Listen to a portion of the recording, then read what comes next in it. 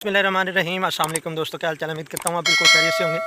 तो मैं भी बिल्कुल खैरियत से हूँ। तो आज कल जो बात रह गई थी तोरी के बारे में, कल जो मैंने वीडियो बनाई थी तोरी के बारे में, उसको आगे लेके चलते हैं आज। तो आज जो है इसमें एक तो सीड की बात होगी और बेड कितने बनेंगे और खाद प्लान और उसके साथ स्प्रे प्लान।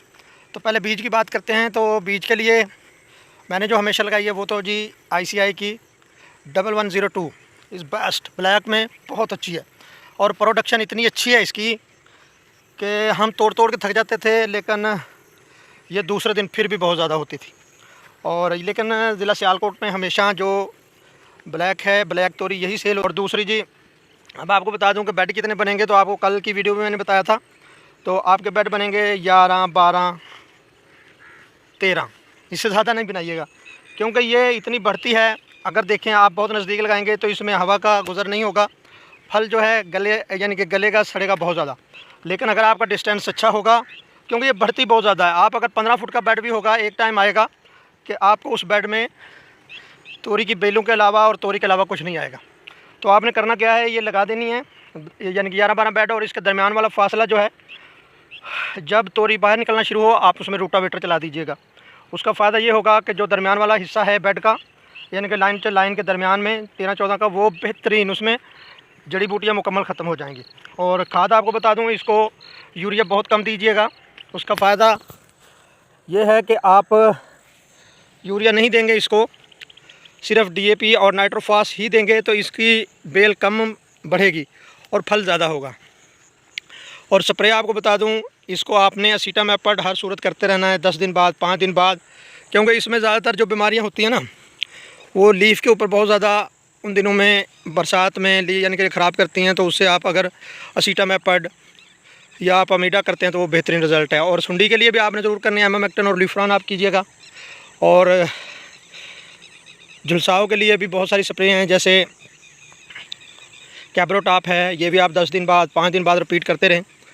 तो जी अब आपको रेट बता दूं, और ये इसकी ये 1 एकड़ से कितना रोज़ाना की निकलेगी। स्टार्ट में ये 30-40 शापर, 20 शापर 10 kg के, और आस्ता आस्ता नहीं 5 kg के, और फिर ये 70-80-100 शापर तक भी जाएगी। तो अब आप देख लें, और नवंबर में ये ख़त्म होगी। आप इजीली लगे रहेंगे, तोड़ते रहेंगे, तो आपको ये देगी 3 से 4 लाख रुपए आपके लिए आ जाएंगे। अगर आप अच्छी मेहनत करेंगे इससे भी ज़्यादा आ सकती है। तो आप दोबारा उस ज़मीन में गंदम लगा सकते हैं। और कुछ रह गया हो तो वो आप ज़रूर कमेंट्स में पूछ लीजिएगा। और बहुत सारे साथी कहते थे मुझसे कि यार ये आप मत लगाओ, ये होगा, सांप बहुत ज़्यादा होते हैं, क्योंकि बरसात का मौसम होता है। तो सांप का यानी कि इर्द गिर्द तो धान वगैरह लग जाती हैं और दूसरी फसलें लग जाती हैं, तो सारे सांप जो हैं वो इसमें आ जाते हैं। तो भाई देखें, हमेशा तारू बंदा डूबता है पानी में, और मौत के सबब मौत जब तक नहीं आ सकती, जब तक ऊपर से हुक्म ना आए। तो सांप की क्या औकात है कि सांप जो है बंदा मार दे। तो कुछ नहीं होता, सांप हमेशा ही इंसान से डरता है, तो इससे नहीं डरिएगा। और बस हाँ, और रोज़ाना तोड़िएगा, क्योंकि ज़्यादा बड़ी ना हो, क्योंकि जो ये ICI की है ये बेहतरीन, इसकी सेल्फ़ लाइफ होती है बेहतरीन, इसकी बहुत सुंदर, मंडी में जाते ही फ़रोख्त हो जाती है।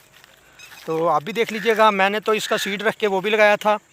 ये जो मैंने टाइटल पे तस्वीर लगाई हुई थी, ये ख़ुद मैंने सीड बनाया था ICI का, और इसकी भी बेहतरीन प्रोडक्शन थी। लेकिन आप ये ऐसा ना कीजिएगा, तो आप हमेशा फ्रेश से सीड लेके उसको लगाइएगा। तो और कोई बात रह गई हो तो मुझे याद नहीं, बहरहाल अपना ढेर सारा ख्याल रखें। अल्लाह हाफ़िज़, अस्सलाम वालेकुम।